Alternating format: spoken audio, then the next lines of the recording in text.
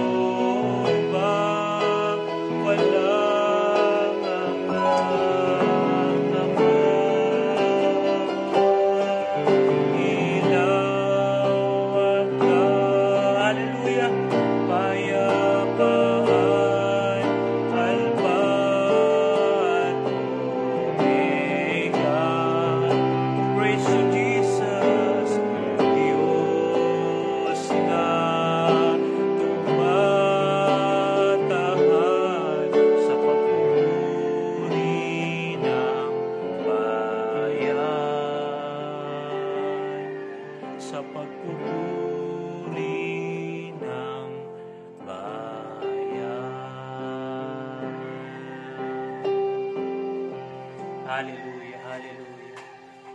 Napakadakila ng inyong pangalan, Panginoong Yesus. Thank you, Lord. Hallelujah. Ang pangalan ninyo, Panginoon, kapag naaalala namin tuwing umaga, Panginoon, napapasaya agad kami, Panginoong Yesus. Thank you, Lord. Salamat sa inyo, O Diyos. Salamat sa inyo, Panginoong Yesus. Glorify your name, Ama naming Diyos, sa pangalan ng Panginoong Yesus, na napako sa krus ng Kalbaryo, at sa kapangyarihan ng inyong banal na Espiritu, na ipinangako sa amin na siyang mga aliw namin. Kami po ay lumalapit na nagpapasalamat sa inyo dahil kayo ay Diyos na makapangyarihan, Diyos na laging matatakbuhan, Panginoon. Dalangin po namin sa aming pag-aaral at pananalangin ngayong umaga ito. Hinihiling po namin ang pagsama ng inyong banal na Espiritu at maalala namin, Panginoon, kung sino dapat yung ipinagdiriwang namin, Panginoon, sa nalalapit, Panginoon, na Kapaskuhan o yung Christmas season po na ito, Panginoon. Purihin kayo sa pangalan ng Panginoong Jesus. Amen and amen. Hallelujah. Purihin ang Panginoon. Magandang umaga po sa bawat isa. Sa mga nasa ibang bansa, saan man po kayong sulok ng ating bansa naroon, sa mga iba't ibang bansa, binabati ko po kayo. May mga pastor po natin sa mga ibang bansa at sa mga malalayong lugar, binabati ko po kayo at purihin ang Panginoon. Tayo po ay mag-aaral ng salita ngayong umagang ito. Ang pag-aaralan po natin, mga kapatid, ay patungkol sa nalalapit na ating Pasko. Ito po ay, ang title po nito ay Ang Pagsilang. Matatagpuan po natin yan sa Lucas chapter 2, verse 10 to 11. Ang ating pong paksa, ang ating pong title ay Ang Pagsilang. Makikita po natin yan sa Lucas chapter 2, verse 10 to 11. Babasahin ko po. Sabi po dyan sa Lucas chapter 2, verse 10 hanggang 11. Pero sinabi sa kanila ng anghel, huwag kayong matakot dahil naparito ako upang sabihin sa inyo ang magandang balita na magbibigay ng malaking kagalakan sa lahat ng tao. Sapagkat isinilang ngayon sa araw sa Bethlehem, sa bayan, ulitin ko po sa 11, sapagkat isinilang ngayon sa araw sa Bethlehem, sa bayan ni Haring David, ang inyong tagapagligtas, ang Kristo na siyang Panginoon. Verse 12, sama po natin yung 12. Ito ang palatandaan upang makilala ninyo siya. Makikita ninyo sa ang sanggol na nababalot ng lampin at nakahiga sa isang sabsaban. Amen. Ito pong tagpo na ito ay yung pagsilang ng Panginoon. At makikita po natin diyan, sabi diyan, sapagkat isinilang ngayon sa araw ng Bethlehem sa bayan ni Haring David ang inyong tagapagligtas, ang Kristo na siyang Panginoon. Ito ang palatandaan na makikilala ninyo siya, makikita ninyo ang sanggol na nababalot ng lampin sa isang sabsaban. Amen. Sabi doon sa 10, sinabi sa kanila ng anghel, huwag kayong matakot dahil naparito ako upang sabihin sa inyo magandang balita na magbigay ng malaking kagalakan sa lahat ng tao. Sabi po doon, mga kapatid, naparito yung anghel, upang ibalita, na yung Kristo ay isisilang ngayon sa araw ng sa lugar ng Bethlehem at sa bayan ni Haring David, na ang sabi doon ay na magbibigay ng malaking kagalakan sa lahat ng tao. Pansinin niyo po yung magbibigay ng malaking kagalakan sa lahat ng tao. Mga kapatid, siguro naman po lahat tayo may Facebook, Nung wala pa pong September, August pa lang, so, katapusan ng August, Pag nag-scroll ako sa Facebook, lagi kong nakikita, ang naaalala ng marami, kung alam niyo po yung magaling kumanta na yun na isang matanda, August pa lang, lumilitaw na yung picture niya, no? Kung nakaka-relate po yung iba. No? August pa lang, sabi doon, wait lang, nagtotono pa ako. No, nakalimutan ko lang yung pangalan ng matandang ito. At sabi doon, magbibigay ng kagalakan sa lahat ng tao. O ito, si Jose Marichan po. So, salamat po. Ito, si Jose Marichan po. No, ito yung naaalala ng tao kapag magse-September na. No, na imbis ang Panginoong Hesus ang maalala nila, no? Ang naaalala nila ay malapit na ang Pasko, magkakapera ako. No, marami. Magkakabonus na naman ako. No, ang isinisit-in sa atin ng mundo ay huwag nating maalala, no?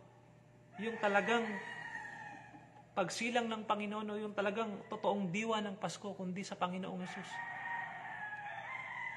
No? Biro mo, wala pang August. Ipopost na yung Facebook ni Jose Marichan. No? Wait lang, nagtotono pa ako. No? May nakalagay pa nga, handa na ba kayo? No? Nangangaroling agad. No? Naaalala nila yung mismong tao. Pero yung mismong diwa na kung bakit nagkaroon ng pinagdiriwang na Pasko ay hindi nila naaalala. No? Kasi ang mundo ay talagang pasama na ng pasama. Ipipilit ng mundo na wag nating alalahanin kung sino talaga si Kristo. Marahil sa atin o sa iba, naaalala lang nila ang Panginoon kapag may mga pagsubok. Naaalala na lang nila ang pangalan ng Panginoong Hesus, kung sino si Hesus kapag sila ay dumaraan sa sakit. Ito ang pagsilang ng Panginoon, mga kapatid, ay sabi diyan ay nababalot ng isang lampin o sabsaban. Tiningin ko po ito sa kanina, yung isang sabsaban ay sa Ingles po ay manger.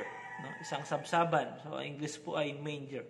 No? Ang ibig sabihin po niyan sa panahon po nila ay isang kahon o lagayan ng patukaan ng mga hayop. No? Yung pinaglagyan ng Panginoong Hesus na kung saan sa isinilang sa Bethlehem, no, nababalot ng lampin at inilagay sa isang kahon o sabsaban ng mga panahon ng mga Israelite, noong panahon nila, ang tawag sa kanila doon ay kahon o lagayan ng patukaan ng mga hayop. No? At sa ibang paliwanag ay isa siyang tawag dito madumi na lagayan kasi nga patukaan ng hayop. No? Ang pagsilang ng Panginoon ay hindi sa biro, no? Kasi tayo, yung mga magulang diyan o yung bagong mag-asawa at pag nalaman nila na sila ay nabuntis yung kanilang asawa, ano agad yung pakaramdam nila? Matutuwa po sila, amen? At yung iba na may kakayanan, nag-iipon agad sila para i-ready na kapag lumabas na yung bata, yung baby, meron ng magandang higaan, meron ng magandang komportableng paglalagyan yung baby, no? At pinaghahandaan sila, bibili sila ng pampers, bibili ng mga pabango, bibili ng higaan na maganda. Pero ang Panginoong Hesus, mga kapatid, nung isinilang ang Panginoong Hesus sa Bethlehem, no? Wala siyang magandang higaan, no? Hindi komportable sa isang baby na dapat doon sa ilagay, no? Kasi ang balat ng baby o ng bata, no, yan ay lamukin lang kaunti, mamamantal, no? Masagi lang yan ng kaunting tinik or mabilis pumati o mag-rashes yung kanilang mga balat. Pero ang Panginoong Hesus, mga kapatid, ang pagsilang ng Panginoong Hesus ay inilagay siya sa isang kahon or sabsaban, sa English ay manger, na ang ibig sabihin ng mga panahon ng mga Israelita ay isang kahon na patukaan ng mga hayop o kainan ng mga hayop, na hindi dapat doon ilalagay yung isang bata kasi hindi komportable. Pero alam nyo, ang pagsilang ng Panginoong Hesus, makikita pa lang po natin sa pagsilang ng Panginoong Hesus, talagang kung ating titingnan ay hindi na po talaga hindi karapat dapat sa isang baby o bata na nandun siya sa isang sabsaban. Di po ba yung mga magulang pinaghahandaan, binibili ng magandang kama, binibili ng magandang higaan para yung baby ay komportable? Pero ang Panginoong Hesus, mga kapatid, isinilang sa isang masalimuot na hindi magandang kalalagayan. Pero alam niyo po ba, kapag naaalala natin yung pagsilang ng Panginoon, sumisaya tayo.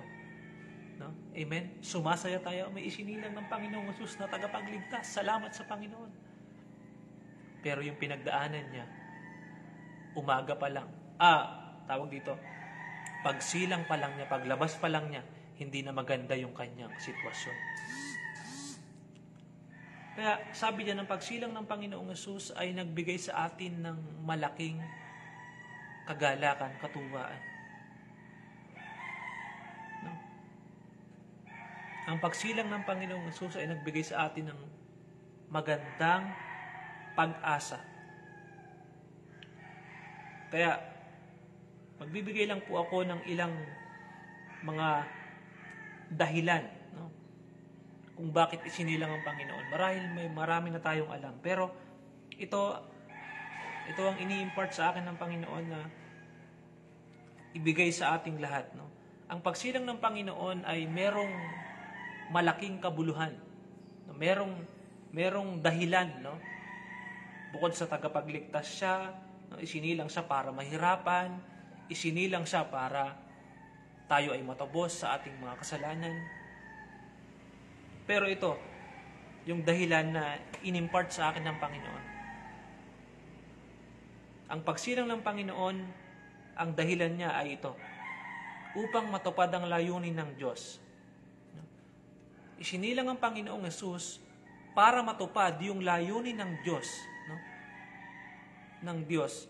At ano yung layunin ng Diyos na yon? Ito po, upang ipakita at ipadama ang kaniyang napakalawak na pag-ibig. Kaya may pagsilang, no? Ang layunin yon upang matupad yung layunin ng Diyos. At ang layunin ng Diyos na yon ay una, upang maipakita at ipadama ang kaniyang napakalawak na pag-ibig, mga kapatid. Napakalawak na pag-ibig.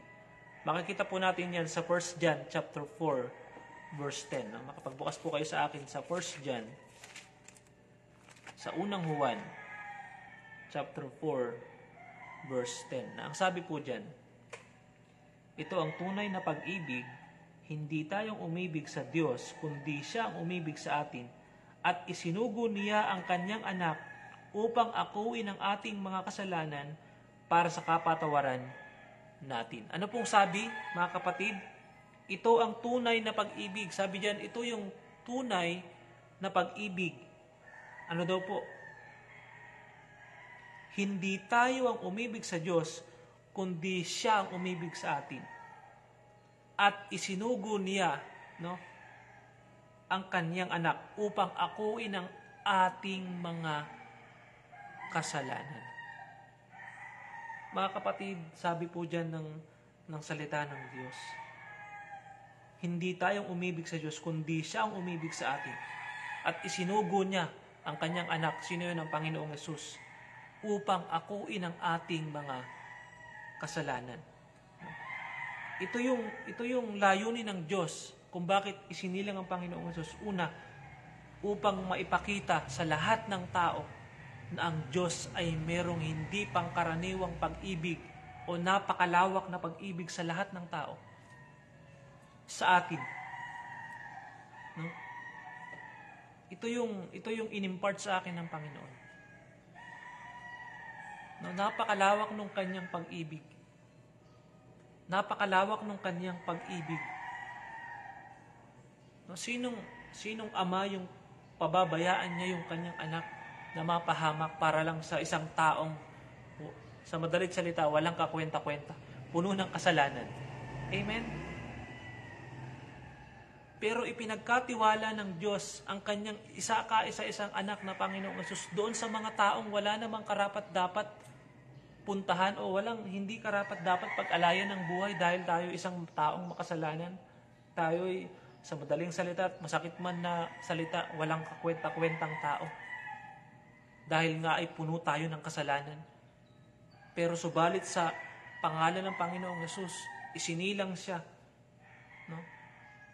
At kung bakit nagkaroon ng Kapaskuhan na pinagdiriwang maraming tao dahil merong Kristo na napakot.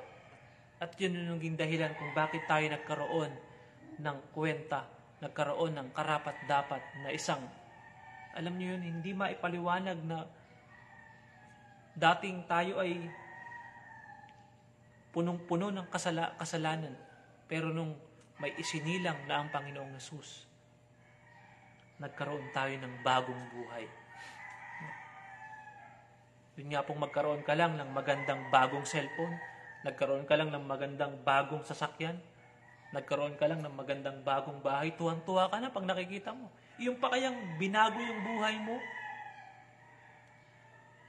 talagang tuwang-tuwa ka kasi yung buhay natin na binago ng Panginoon, ito yung alam nyo, ito yung lalakad sa kalooban ng Panginoon hanggang tayo ay umuwi sa piling ng Panginoon. Alam nyo mga kapatid, ipinadama ng Panginoon ang kanyang pag-ibig sa pamamagitan ng paghahandog ng kanyang anak, ang Panginoong Hesus.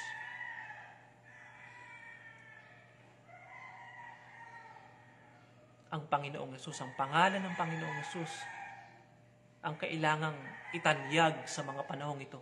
Hindi kung anumang kanta o hindi kung anumang magagandang gadget. Minsan ginagamit na lang natin yung, Lord, salamat po. Kahit sa Facebook, wala namang Facebook ang Panginoon. Nagpe-pray. Thank you, Lord. Salamat po sa panibagong iPhone. Sumasaya tayo, di ba? Pero hindi natin alam ang pinagdaanan ng Panginoong Hesus. Isinilang pa lang siya, nasa sabsaban na. Hindi karapat dapat lagyan ng isang baby dahil ang mga balat niya na isensitibo. Pero tayo, minsan, Lord, thank you po, meron akong bagong sasakyan. Lord, thank you po, merong bagong. Natutuwa tayo. No? Mag-observe kayo, lalo na sa darating na Pasko. Ang dami niyang magmamay-day na magpapasalamat sa Panginoon. Na may bonus siya, pero wala namang Facebook ang Panginoon. Pero alam nyo, sabi diyan, magbibigay ng malaking saya, no, sa atin. Ang sabi diyan sa 10, siya ang umibig sa atin, hindi tayo ang umibig sa Diyos. Ibinigay niya ang kanyang bugtong na anak na ang Panginoong Hesus. Sabi doon, isisilang ngayon ang Kristo na magbibigay ng malaking kagalakan sa lahat ng tao. Pansinin po natin, magbibigay daw po ng malaking kagalakan sa lahat ng tao. Pero mag-observe po kayo. Kapag Pasko, no? Kapag Pasko, maraming masaya. No? Alam niyo, nagigets niyo po yung gusto kong sabihin. Maraming masaya kasi may bonus, no? Maraming regalo. Masaya sila. Pero alam niyo, dapat pangalawa na lang yun eh. Ang nagiging dahilan natin, Panginoon Lord, salamat. Masaya ako dahil wala man akong matanggap, wala man akong bonus, wala man akong matanggap ngayong Pasko. Pero ang mahalaga, Panginoon, sabi sa Biblia, Panginoon isinilang kayo para magbigay ng malaking kagalakan sa lahat ng tao. Pero may sakit ka lang ngayong Pasko, pero wala ka lang bonus ngayong Pasko, malungkot ka na. Ano ang sinasabi ng salita ng Diyos? Na magbibigay ng malaking kagalakan sa lahat ng tao. Mga kapatid, ang pagsilang ng Panginoong Hesus ay magbibigay sa atin ng malaking kagalakan. Kaya ngayong darating na Pasko, mga kapatid, sabi nga doon ay sa isang kanta, ngayong Paskong darating, siya ang uunahin bago ang sarili, kayo muna ang pasasayahin. Di ba? Sabi doon, bago ang sarili, Panginoon muna ang pasasayahin. Kaya salamat sa Panginoon. Huling verse, sabi diyan, Mga minamahal, kung ganoon na lamang ang pag-ibig ng Diyos sa atin, nararapat lang na mag-ibigan tayo. Take note po mga kapatid. Mga minamahal, kung ganoon na lamang ang pag-ibig ng Diyos sa atin, ay po, nararapat lamang na mag-ibigan tayo. Kung may sama ka ng loob sa kapatid, kung mayroon kang sama ng loob sa iyong pastor, sama ng loob sa iyong kapwa manggagawa, sama ng loob sa iyong kapwa musician or anuman, panahon na para mahalin mo uli siya. Panahon na para magbati kayo. Panahon na para regaluhan mo siya. Malapit na yung Pasko, advance gift ko sa iyo. Bakit? Kasi kung gaano raw tayo inibig ng Diyos, kung gaano raw tayo minahal ng Diyos o inibig ng Diyos, ganun din daw po ibigin natin yung ating mga kapatid. Amen? Kung meron kayong samaan ng loob ng inyong mag-asawa, panahon na para ibigin nyo yung isa't isa. Yung mga pastor, panahon na para ibigin nyo. Panahon na para bigyan nyo sila ng love gift. Pastor, advance regalo ko po sa inyo. Ito po, bili po kayo ng bagong barong. Ito po, bili po kayo ng bagong cellphone. No? Una, natuwa na ang Panginoon, napasayo nyo pa yung inyong pastor. Amen? Hindi yung magpapasko na, bibili nga ako ng magandang damit. Pero yung pastor nyo, linggo-linggo, yun lang yung barong. Kailangan magmahalan daw tayo kung gaano tayo inibig ng Diyos. Sabi doon sa Romans chapter 5 verse 5, ibinuhos ng Diyos ang kanyang pag-ibig sa pamamagitan ng Espiritu. Yung word na pagbuhos, hindi lang inilagay, kundi ibinuhos. Ngayon, yung pagbuhos na yun ng pag-ibig ng Diyos, kailangan saluhin natin para magkaroon tayo ng pag-ibig sa ating kapwa, sa ating mga pastor, lalo nang higit sa pastor. Kailangan, kung napapasaya natin ang Panginoong Yesus sa darating na Paskong ito, pasayahin din natin ang ating mga pastor. Kahit sa simpleng bagay lang, kahit sa simpleng bigay lang, pastor, ito po yung yung tsinelas, pastor, ito po yung bagong pantalon para po sa inyo. Kasi meron po akong bonus ngayon, ito po, dahil mahal ko po ang Panginoon at mahal ko po kayo, pastor, ito po yung bagong iPhone 14. Wow, 14. Ano po yung ibig kong sabihin mga kapatid? Kung tayo ay may pag-ibig sa Panginoon, kung naunawaan natin kung gaano tayo inibig ng Diyos, maunawaan natin din na mag-umibig doon sa ating mga tagapanguna, mga kapatid sa pananampalataya. Amen? Purihin ang Panginoon. Tayo po ay mananalangin na at nawa ay ngayong umagang ito ay na-remind po tayo ng salita ng Diyos na ang pagsilang, ang darating na Paskong ito ay magbibigay daw sa atin ng malaking pag-asa. Sabi sa salita ng Diyos, malaking kagalakan. Kaya tayo nagkakaroon ng hindi pangkaraniwang kagalakan sa ating puso kasi mayroong Panginoong Yesus na isinilang na napako sa krus ng Kalbaryo. At pag naunawaan natin kung gaano tayo minahal ng Diyos, ang sabi doon sa 11, dapat magmahalan din kayo. Mga mananampalataya, mga pastor, mga youth, mga music ministry. At kung napapasaya natin ang Panginoong Yesus, kailangan pasayin din natin ang kanyang mga lingkod. Kasi may mga trabaho, kung kayo may mga bonus, unahin nyo na labgipan ang ating mga pastor. Bakit? Kasi ang ating mga pastor ay hindi katulad ng may mga trabahong may bonus. Naunawaan niyo po yun? Ang ating mga pastor, walang tinatanggap na bonus yan. Ang mga pastor ay, pag magpapasko na, minsan, sila pa yung bigay ng bigay. Hindi kasi, ang mga pastor kasi ay hindi talaga siya tinuturing na katulad ng empleyado ng mga may bonus, ang pastor ay, sabi nga ng ating Pastor Leopoldo, na umuwi na sa piling ng Panginoon, tayo empleyado ng Diyos. No? Siya ang bahalang magpasweldo sa atin. Kaya tayo bilang mga lingkod ng Diyos, kailangan, kung gaano tayo minahal ng Panginoon, kailangan maunawaan din natin kung paano natin mahalin yung ating mga kapatid, yung mga lingkod ng Diyos. Amen. Purihin ng Panginoon, tayo po ay manalangin. Payumuko, Panginoon, kami po ay lumalapit sa inyo ng may pagpapakumbaba at kami po ay nagpapasalamat dahil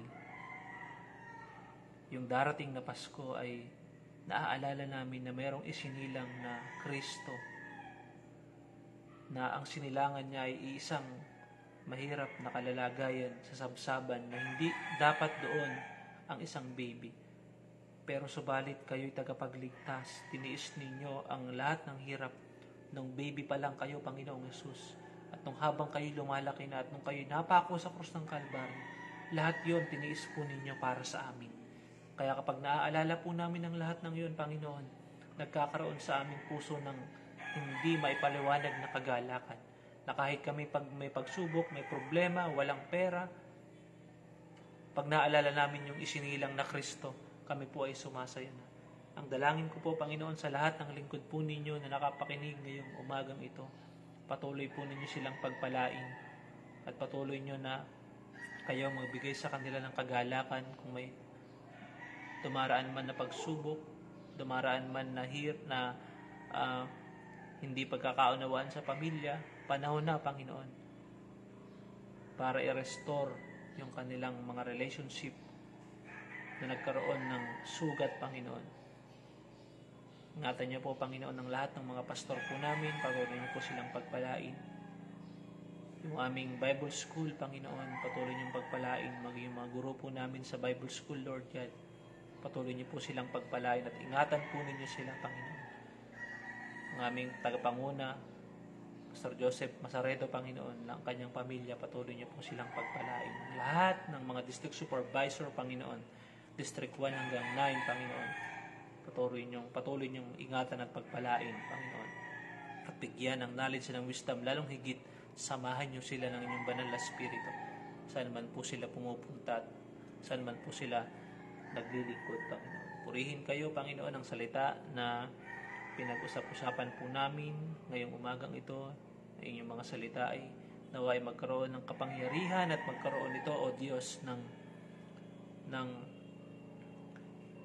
binhi sa aming mga puso na kapag maaalala namin ang mensaheng ito, Panginoon, ay magkaroon kami ng pag-asa, magkaroon kami ng saya, Panginoon, sa oras ng paghihirap, sa oras ng pagsubok, Panginoon. Purihin kayo. Ito po yung aming dalangin sa pangalan ng Panginoon Jesus. Amen. Purihin ng Panginoon. Binabati ko po yung lahat ng nanood. Pagpalain po tayo ng Diyos. To God be the glory.